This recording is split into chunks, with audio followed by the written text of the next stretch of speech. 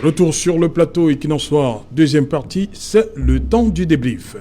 Nous sommes donc toujours en compagnie de Maître Fidèle Doumbissi, Charles Lisan, Cissé Bamanga et Yaya Bello. Yaya Bello, où est-ce que vous avez effectué cette prière-là de fin du mois de Ramadan? Vous étiez où ce matin? Moi, j'ai eu la chance de faire la prière dans mon quartier à Yaoundé, au quartier Ngoussou. Oui, bon, il y avait eu beaucoup de pluie, donc c'était pas facile de se rendre plus loin que là. Donc j'ai fait ma prière à Ngoussou avec toute la famille. Voilà. Mais vous avez regardé ces images-là, on parle de respect de mesures de distanciation sociale, mais est-ce que ce que vous avez vu là, qu'est-ce que ça vous fait comme impression? Bon, il faut dire, ce sont des faits. Il y a un relâchement dans l'observation des mesures barrières prescrites par le gouvernement depuis l'année passée pour barrer la voie au Covid. Donc, force est de constater, pour le déplorer, que ces mesures ne sont pas respectées à la lettre. Notamment ce jour de fête, nous avons vu à travers les images que c'était difficile, les gens ne respectent pas. Donc, c'est pourquoi il faut que nous rappelons à nos concitoyens l'importance de respecter ces mesures pour barrer la voie à la propagation de cette pandémie, parce que c'est une affaire de tous et de chacun. Donc, le gouvernement, je pense, ils ont fait des efforts, ils ont prescrit ces mesures barrières, ils ont mis toute une batterie pour lutter contre cette pandémie, pour sa propagation, pour arrêter sa propagation. Maintenant, donc, à nous, chaque citoyen, chacun à son niveau, de faire des efforts, que ce soit dans les lieux publics et même à la maison. Il faut laver les mains, etc. et tout. Donc ça y va de notre intérêt à tous. Charles Lisan, toujours dans le communiqué du ministre d'État, secrétaire général, il dit qu'on vient de se prémunir par le respect des mesures barrières et par la vaccination. Est-ce que ce n'est pas ça qui pousse certains Camerounais? On sait que le vaccin est là, il y a une recette de grand-mère. Pourquoi il y a ce relâchement, selon vous? Le gouvernement ne cesse de rappeler les citoyens au respect des mesures barrières, et il y a les vaccins qui sont disponibles, mais avec ce qu'on a vu aujourd'hui, qu'est-ce qui peut bien pousser les Camerounais à ce genre d'attitude? Vous savez, quand on sommes leader d'opinion et qu'on a des gens qui confondent tout, parce qu'aujourd'hui les combats politiques sont devenus des faire valoir à certains pour faire passer des messages, on arrive à ce genre de scène. Il est quand même inconcevable qu'en pleine pandémie, qu'on ait une mosquée où des gens sont assis côte à côte, ils se touchent, ils se congratulent, ils s'embrassent. Il ne faut pas encourager ça. Il ne faut pas non plus encourager le fait que après la prière, les gens mangent en famille et ne respectent pas ces mesures. La troisième chose que je veux dire, c'est que il ne faudrait pas toujours qu'on attende du gouvernement le fouet pour nous montrer comment nous devons nous comporter. Je suis un peu surpris que certaines personnes ne comprennent pas ça. Encore que, comme toute thérapie qui n'est pas obligatoire, la vaccination n'est pas obligatoire. Tout comme on ne discute ni des choix ni des couleurs, il y en a qui choisissent le flipagas, il y en a qui choisissent la potion, le cook de grand-mère, il y en a aussi qui choisissent le vaccin. Si par ailleurs, tout le temps, par ailleurs égal, que tout ça concourt à remettre en place la santé, c'est bon. Charlie, vous dites que ce n'est pas obligatoire. Oui. Lorsqu'on dit que lorsque les vaccins sont arrivés, on dit personne qui avait la priorité par rapport à ces vaccins, c'était le personnel de santé. Est-ce que quelqu'un qui fait partie de ce corps-là peut dire que je ne me fais pas vacciner? C'est Alain. Dans le corps médical. La vaccination n'est pas obligatoire. Parole du chef de l'État, la vaccination n'est pas obligatoire. Maintenant, il y a des priorités envers ceux qui acceptent de se faire vacciner. Ceux-là qui sont en charge de notre santé à nous, sont ceux qui sont dans le personnel soignant, le personnel médical. Et c'est à eux la priorité de se faire vacciner. Maintenant, la phase 2, c'est les personnes âgées du troisième âge. Donc, il est donc clair que si vous avez un médecin ou un infirmier ou c'est pas moi qui refuse de se faire vacciner, c'est de son droit le plus absolu. Sauf que si ce médecin-là contracte la maladie, il est obligé de se faire traiter pour ne pas être un foyer de contamination pour les autres patients qui arrivent pour se faire soigner à l'hôpital. C'est juste cette dialectique-là qu'il faut savoir observer. Donc, en ce qui me concerne, j'estime, par exemple, j'ai vu une image ailleurs, il faut en parler, en Allemagne par exemple. On a une mosquée d'un quartier qui n'avait pas l'espace nécessaire pour accueillir tous les fidèles en respectant la distanciation. Et c'est l'église luthérienne d'à côté qui leur a offert l'église pour la grande prière de la journée, pour que les musulmans communient avec Allah et qu'ils puissent, en priant, être en forme, être en santé, en respectant les mesures barrières. Voilà là où la religion amène dans son dialogue deux communautés religieuses à s'asseoir tout en préservant ce qui est le plus cher à nous, qui est la santé. C'est vers là que je veux qu'on axe notre réflexion. La santé ce n'est pas le RDPC, ce n'est pas le SDF, ce n'est pas mon ami Sissi, c'est que nous tous devons nous asseoir et respecter les mesures barrières. Même comme aujourd'hui, il y a un qui m'a dit que le fait d'avoir prié Allah, je crois que je ne peux pas l'attraper. Bon, j'ai dit bon, on me dit pour dire, alors avançons, mais continuons à respecter les mesures barrières. Maître Fidèle Doumbissi, on a vu ces grands regroupements-là, ces fêtes religieuses chez les chrétiens comme chez les musulmans. On exige, le gouvernement a demandé le respect de la distanciation sociale, mais on a vu autre chose. Ça veut dire qu'on peut faire autrement pour le 20 mai? On peut faire la même chose pour le 20 mai? Oui, il est vraiment déplorable que les compatriotes continuent à se comporter de façon irresponsable relativement à cette pandémie et que nous ne pouvons pas encourager ce genre de comportement. Il faut des mesures barrières, il faut respecter les mesures barrières, la distanciation sociale, le port des masques et laver les mains, parce que nous avons vu autour de nous des amis et des parents mourir de cette maladie et que nous ne pouvons pas tolérer ce genre de relâchement. Mais ce n'est pas nouveau, parce que même au début de la pandémie, depuis que la maladie sévit, nous avons observé dans d'autres sites comme les marchés, et comme dans les lieux de loisirs où les gens prennent des libertés par rapport à cette pandémie et ne respectent pas les mesures barrières. Non, ce qui veut dire que depuis le début de la pandémie, il y a une partie de la population qui ne croit même pas à l'existence de cette maladie, tout comme lorsque le sida est survenu, les gens n'y croyaient, il y a certains qui n'y croyaient pas, jusqu'à ce que ça puisse atteindre les poches. Et aujourd'hui, il y a peut-être il y a des personnes qui n'ont pas encore connu des proches qui sont morts de cette maladie, et là ils continuent à ne pas croire. Il y a aussi un discours qui laisse croire que c'est une manipulation et que c'est une maladie fictive. Donc il y a des gens qui y croient et pensent que la maladie n'est pas là. Et il y a aussi le fait que nous sommes en 2021, après 2020, la psychose du début est un peu tombée. La psychose est un peu tombée du fait que la maladie, ça dit du point de vue curatif, il y a un peu une relative maîtrise. Nous avons vu aussi beaucoup de gens guéris de la maladie et que aujourd'hui il y a de la thérapie, il y a des médecins qui maîtrisent le protocole de traitement. Il y a par exemple la recette de Monseigneur Samuel Cléda qui aide beaucoup de nos compatriotes, et il y a beaucoup de témoignages dans ce sens. Donc, et peut-être, comme Élise en disait tout à l'heure, qu'il y a les recettes de grand-mère, la recette de notre pharmacopée, à laquelle beaucoup font confiance. Bon, aussi, peut-être que ceux qui étaient à cette cérémonie ont pris le vaccin, nous ne savons pas. Bon, on ne peut pas déjà les accuser.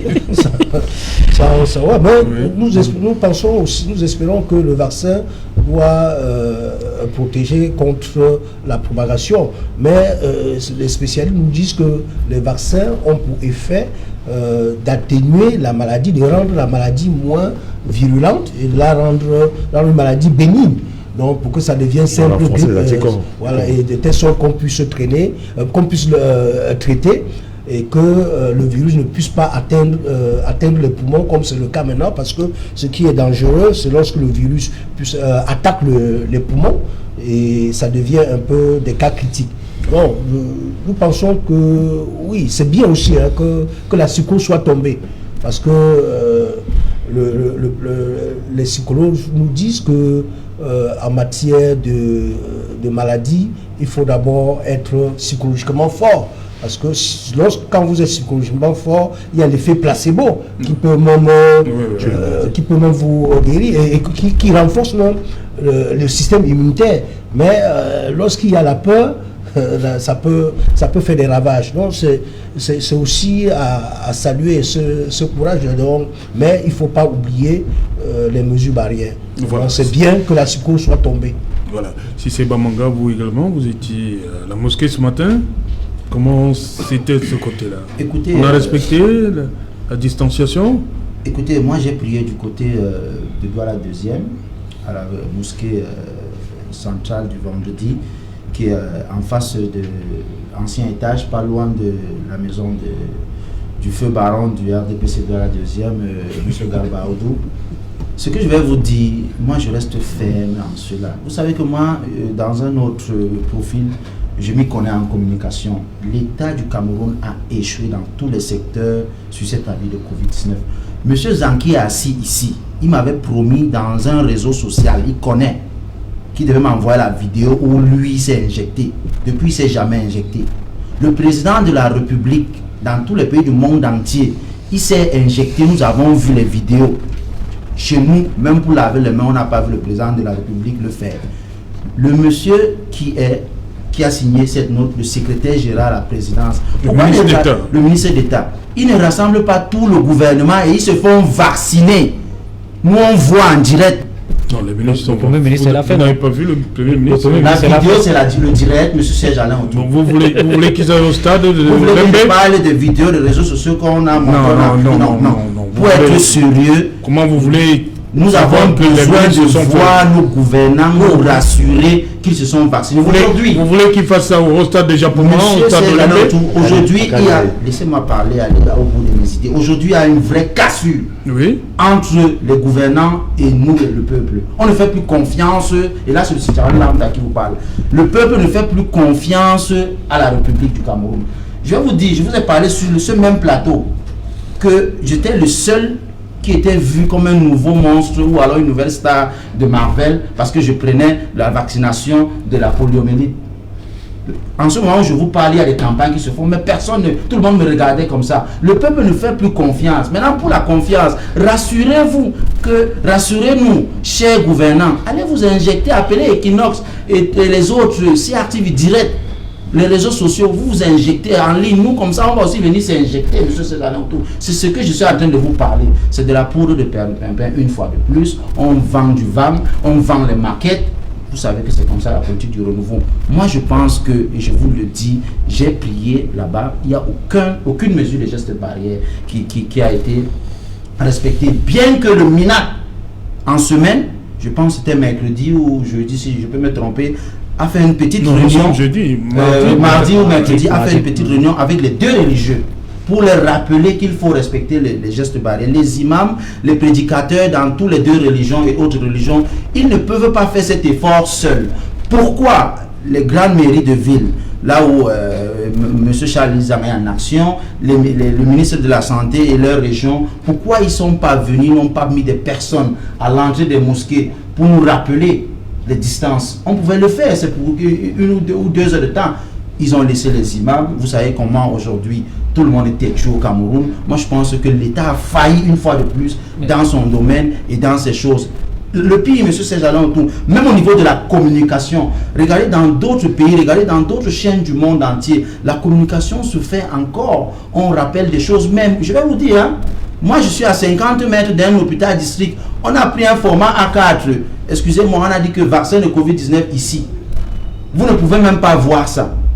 Qu'est-ce qui rassure? Quelles sont les campagnes faites pour rassurer les Camerounais? Parce qu'aujourd'hui, imaginez-vous, si on nous vaccine au moins à moitié, comme en Israël, ou alors en Allemagne, comme en Espagne aujourd'hui, où le masque, même quand on vous voit, on pense que vous sortez d'une autre planète, c'est-à-dire le masque n'est plus obligatoire. C'est le vaccin qui peut nous sauver. Mais comme aujourd'hui, il y a une fracture, il y a quelque chose qui s'est brisé entre nos gouvernants et le petit peuple, on n'aura que les yeux pour pleurer. On ne fait plus confiance à ceux qui nous gouvernent. C'est ça que moi je veux répéter cette affaire. Charles Élison. Si c'est Bamanga, je t'ai toujours donné comme conseil, quand on est un leader d'opinion. Tu t'es vacciné? Tu m'avais promis que tu devais te vacciner. Non, c'est volontaire. C'est volontaire. Allez-y, Charles Élison. Le vaccin n'est pas obligatoire. Il est là assis à côté de moi. Je peux. Vas-y, monsieur Jean. Si c'est Bamanga, je t'ai toujours conseillé, en tant que frère de Nobel et Neto, que quand on rentre dans un village, si les gens dansent le bikoti, que tu danses le mangambé, il y a un problème. C'est toi qui as un problème. Et je veux continuer dans le même conseil pour te faire comprendre que pour se faire plaisir et plaire, on n'a pas besoin de crier et de raconter des histoires. Tu as aujourd'hui interpellé Douala deuxième. Je suis le Douala deuxième. Je ne peux pas te laisser dire certaines choses. Le maire de Douala deuxième, maire Denis Fampo, le maire de la ville, qui était pas, il n'y a pas une semaine, chez le chef Ousseini Labo, avec des dons que les gens ont fait, et plus tout ce qui concerne le matériel de lutte contre le coronavirus, sans oublier l'action des élus, comme Ousseini Zakari, notre jeune frère qui est le deuxième adjoint qui a fait des dons là-bas pour lutter contre le coronavirus. Vous avez pris les seaux, les gels, le savon, vous avez mis dans vos chambres. C'était pas pour vos maisons. Quel type de seaux? Les seaux de... C'est les seaux écoutez, c'est toujours parce que vous avez juste ce genre de détails qui font que quand on dit qu'on a offert une pirogue à macaque, d'autres disent que la peinture c'est 500, on ne va pas que la peinture. HS. Ah, mais c'est HS. C'est moi qui parle. C'est-à-dire, et c'est ça, c'est ce que vous appelez au Camerounais. C'est-à-dire, on laisse l'essentiel. L'essentiel du fait que le gars va quitter Macaque Nord pour Macaque Sud. On voudrait savoir de quel type de seau il s'agit. Les seaux maçons là. C'est pas possible. On laisse l'essentiel que le gars va quitter Macaque Nord pour Macaque Sud en traversant sur une pirogue. Ce qu'il n'y avait pas avant, pour nous entraîner dans les conneries, excusez-moi du terme, de la peinture qui coûte 300 000, le moteur. Et c'est ce que vous faites. Et maintenant, je reviens donc dans ce qui concerne ce que je veux pour mon fils Curtis qui a 10 ans, qui est à la maison. Quand il va à l'école, que ce soit le seau menuisier, le seau maçon, le seau charpentier, si ce seau a de l'eau, si ce seau a de l'eau qui lui permet de laver ses mains avec du savon. Monsieur Zan, les Camerounais ont de l'eau. Les Camerounais ont de l'eau dans ce pays. Je vais répondre. Les Camerounais ont la lumière dans ce pays. J'arrive. Si ce seau-là a de l'eau qui lui permet de laver ses mains et du savon, c'est ça qui est essentiel. Ce n'est pas le coût du seau ou la qualité du seau. C'est parce que vous déviez ce qui est important, ce qui est utile pour vouloir faire plaisir aux uns aux autres. Quand M. Sebamanga nous parle des gouvernants et du peuple, aujourd'hui il est l'ambassadeur du peuple. Tu parles de quel peuple? On mesure à Equinox Soir le degré d'amour qu'il y a entre un peuple et ses gouvernants. Parce que Cissé estime, ça veut dire que le peuple gouvernant s'est cassé. C'est le même Cissé qui estime que tel ne s'est pas fait vacciner et c'est alors que le modérateur te fait comprendre qu'il y a eu des campagnes de vaccination. Tu estimes que non, c'est des fake vidéos. Tu es dans ta logique, c'est dans ta tête. Vous m'avez promis de vous vacciner, oui ou non? J'allais pas parler. J'arrive. Il y a des gens qui vont intervenir. C'est dans ta tête, c'est pour toi là-bas. Maintenant, à ce qui concerne la campagne de vaccination, écrire même sur un format A3, A1, A4, A5, ce n'est pas ça qui est important. L'important est que Cissé Bamanga doit passer l'information aux populations de KDD, de Nouvelle-Aoussa, qu'allez-vous faire vacciner, parce que lui-même il trouve que le vaccin est important. Où est le budget de la communication de la Covid-19? Elle est passée où? Pour qu'on fasse des communications minimales sur un format A4 dans le cyber. Donc si je comprends bien, le budget de la communication pour aller se faire vacciner. Le Nubel s'évalue à travers un format. Le budget surtout, nous sommes dans le secteur du Covid-19. Ce qui est important, c'est le fait que nous devons respecter les mesures barrières. Justement. La vaccination n'est pas obligatoire. Celui qui estime qu'il doit se faire vacciner. Et il faudrait même qu'on arrive à un niveau. Il y a des pays où aujourd'hui, quand la France a 18 millions de vaccinés aujourd'hui, c'est parce que c'était de manière drastique. Là-bas, il n'y a pas de choix à faire. Voilà. On force tout le monde à se vacciner. Mais on est encore dans un pays où il y a encore une certaine tolérance. Et vous avez les gens qui se plaignent de largesse. Vous n'allez pas forcer les Camerounais à se vacciner. Vous allez vous vacciner, vous et vos enfants. Finalement, vous n'allez pas nous forcer. Finalement, tu sais pas ce que tu dis. Tu dis que le vaccin est bon. Tu dis que c'est que la confiance. Je vous dis qu'il y a une relation aujourd'hui entre Merci. Rétablissez cette vérité-là et puis nous allons nous vacciner. Yaya Bello, on est parti quand même d'une période, comme a dit la relevée Maître Djumbissi, il y a 2020, la psychose était là. Aujourd'hui, 2021, ça a baissé. C'est ça qui entraîne ce qu'on a vu là, que les gens se marchent pratiquement dessus. Non, ça, alors que le gouvernement continue de marteler le respect de ces mesures-là, la mesure de distanciation. Avant de répondre à votre question, je veux réagir à ce qu'a dit Charles Elisan, même si ce n'est pas le sujet du jour. Il parlait de la pirogue. Moi, je ne veux pas rentrer dans ce débat-là. Moi, je pense que c'est juste un piège. Vous dites que vous ne voulez pas rentrer dans ce débat. C'est juste un piège. Parce que nous avons fait œuvre sociale efficace. Les populations sont satisfaites. Maintenant, on nous dit que nous avons détourné 5 millions. Moi, je pense que c'est une injure. On parle du PCRN. Nous avons des élus, nous avons des députés. Je vous dis, au PCRN, chaque membre du comité directeur national est capable d'enlever 5 millions. On pouvait même sortir 5 millions de nos caisses. On achète la pirogue. Bon, ce n'est même pas là le débat. Je ne veux pas tomber dans votre piège. Vous êtes simplement... C'est une sorte de jalousie vis-à-vis de nous. Alors, pour revenir sur votre préoccupation, moi je pense que s'il faut établir les responsabilités sont partagées de tous les côtés. Du côté du gouvernement, on ne peut pas nier qu'il y a eu des efforts, des vrais efforts.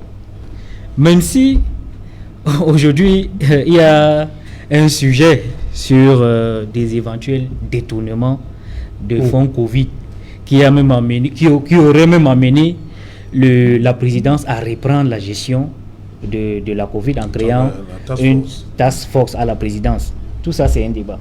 Maintenant, de l'autre côté, le citoyen ne peut pas dire « Ok, nous, on n'est pas concernés ». Non, le citoyen aussi doit montrer sa citoyenneté. Il doit être un bon citoyen. Un bon citoyen, qu'est-ce qu'il fait?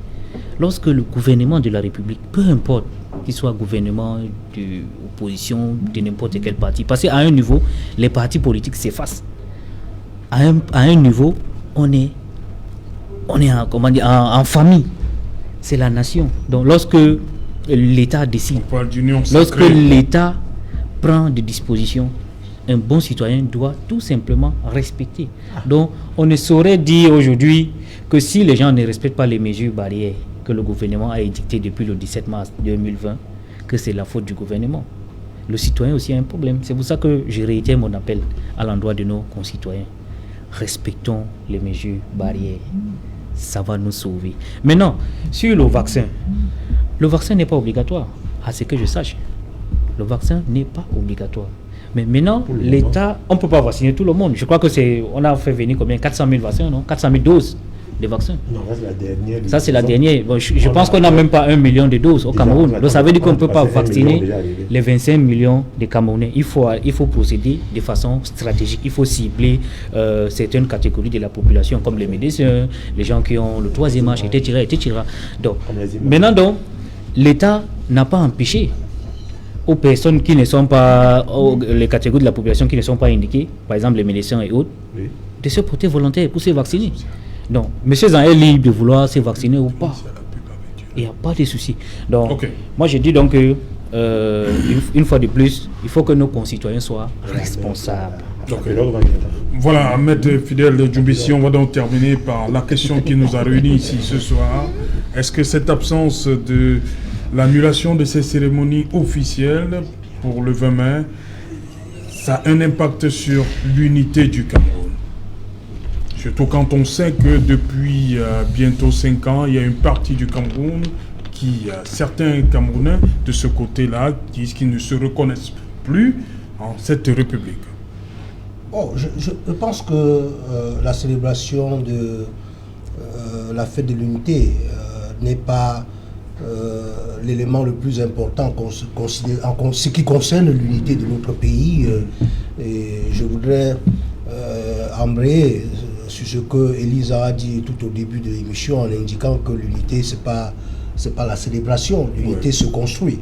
Et il faut relever aujourd'hui que cette unité est galvaudée et que ceux qui tiennent les rênes du pouvoir aujourd'hui ne se préoccupent pas de la construction de cette unité. Okay. Et vous avez bien fait dans votre mot introductif en indiquant le rappel historique et comment nous sommes arrivés à l'unité. On était déjà un pays fédéral, République fédérale du Cameroun. On est passé, fédéré, on est passé à République unie du Cameroun, à plus République du Cameroun. Tout à fait. Et aujourd'hui, cette unité-là doit être construite. Et cela doit être fait sur un triple plan. Je pense il faut travailler sur le plan de l'intégration nationale, le plan de la participation. Est-ce que nous ne voyons pas aujourd'hui la participation de tous les Camerounais aux affaires publiques?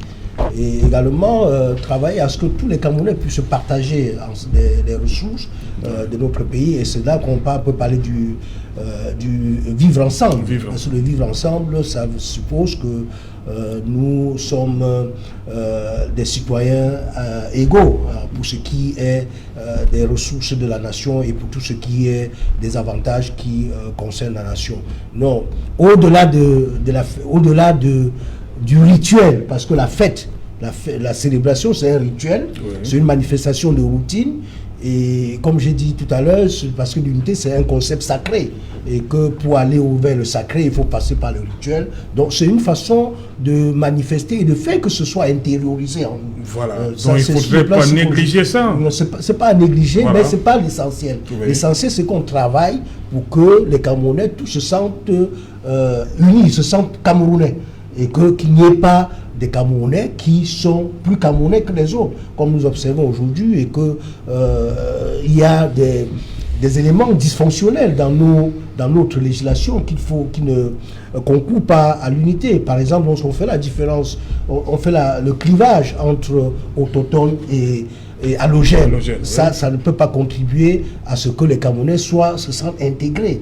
Donc, et aujourd'hui, lorsqu'on ne peut pas faire un système électoral qui permet à ce que chaque Camerounais qui aspire à gérer le pays le fasse dans des conditions normales, là, ça ne participe pas de notre unité. Et lorsqu'il y a des crises comme celle qui se passe dans le Nozo et que les gouvernants en place n'acceptent pas de régler de façon amiable, de façon paisible, de façon non violente, cela démontre qu'il n'y a pas la volonté de préserver l'unité, du moins pour ce qui a été conçu jusqu'à ce jour, parce que notre unité, pour l'unité nationale, il reste beaucoup à faire, et pour construire cette unité, nous devons nous placer dans les conceptions de la nation, parce qu'il y a deux types de conceptions de la nation. Il y a la conception qui est culturelle et ethnique, c'est cette conception allemande. Il y a la conception qui est française et qui est une conception qui voudrait que des gens venant même des cultures diverses acceptent d'être ensemble par le consentement, et pour qu'on puisse avoir l'unité, il faut que ce soit construit, que les mécanismes soient mis en place pour que cette unité-là soit consolidée. Donc, nous devons dire qu'au-delà de la célébration, nous interpellons les gouvernants à ce qu'ils travaillent pour que notre unité soit consolidée et que notre unité soit retrouvée. Parce qu'aujourd'hui, avec la guerre qui se passe au Nozo, nous ne pouvons pas dire que l'unité existe. Pas seulement au Nozo, même dans le septentrion. Voilà, est-ce que l'unité est menacée? Exact. Si c'est pas bon. Ok, l'unité est menacée, mais nous avons encore la chance d'espérer, M. Serge Alonto. Je pense que ceux qui nous gouvernent aujourd'hui peuvent encore arranger les choses, parce qu'on dit mieux vaut tard que jamais. Rapidement, j'appelle comme ça les amis et les frères de mon panéliste de droite de faire tout et tout, de laisser le Cameroun comme on les avait remis cela. C'est tout ce que nous nous demandons. Et je m'arrête cela. Laisser le Cameroun comme on les avait donné le Cameroun comme ils le savent. Alors faites tout, autant pour moi, faites tout pour remettre le Cameroun aux Camerounais comme vous avez donné. Monsieur Serge Alain Autour, si je vous donne cette bouteille d'eau, je dis, je reviens la chercher après 20 ans. J'ai besoin que vous me la remettez comme je vous ai. Donc j'ai pas le droit de boire. Vous pouvez boire, vous pouvez augmenter, mais pas réduire. Je parle, le Camerounais me regarde, il me suit. Voilà. Oui, d'abord, pour sortir de l'émission, rapidement, Yaya Bello, 30 secondes. Unité nationale. Oui, je dis que l'unité nationale, c'est une construction permanente. Oui. Et nous, moi j'appelle tous nos compatriotes à s'impliquer dans la gestion des affaires publiques, tout simplement. Ne laissons pas nos gouvernants faire ce qu'ils veulent et puis se plaindre à la maison, au quartier. Allons nous inscrire sur les listes électorales.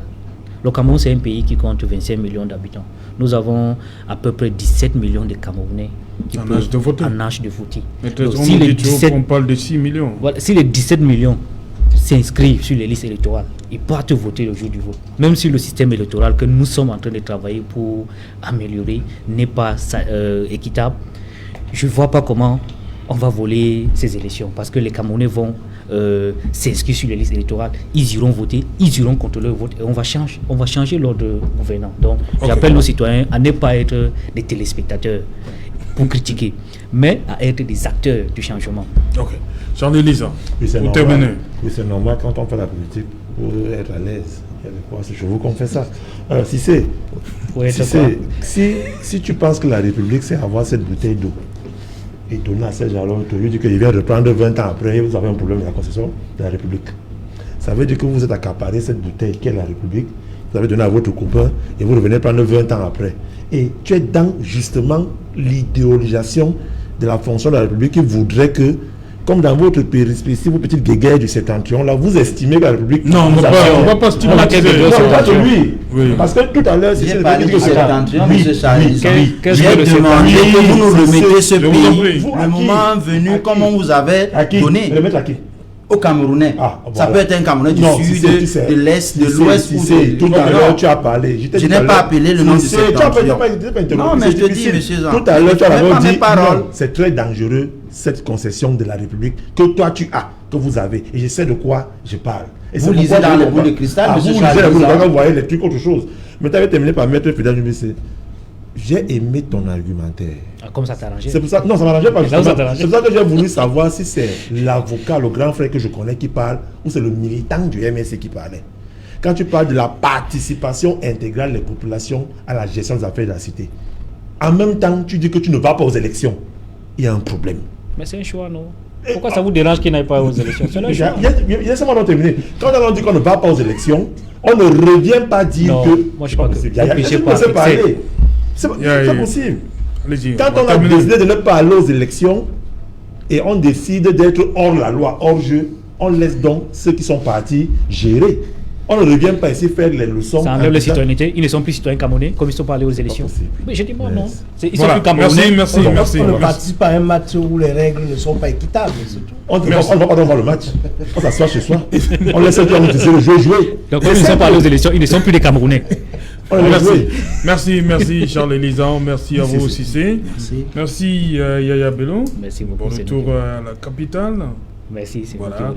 Merci Maître Fidel Djumissé. Je vous en prie, Serge. Voilà, madame, monsieur, merci de nous avoir une fois de plus suivi ce jour très spécial pour les chrétiens et les musulmans. On se retrouve demain lorsqu'il sera 19h. Bonsoir, ancien étage.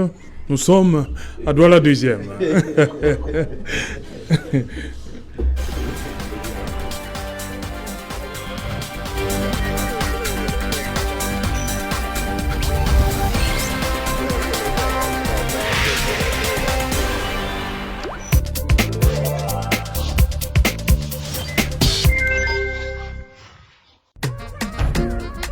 Un forfait ? Reçois un bonus imbattable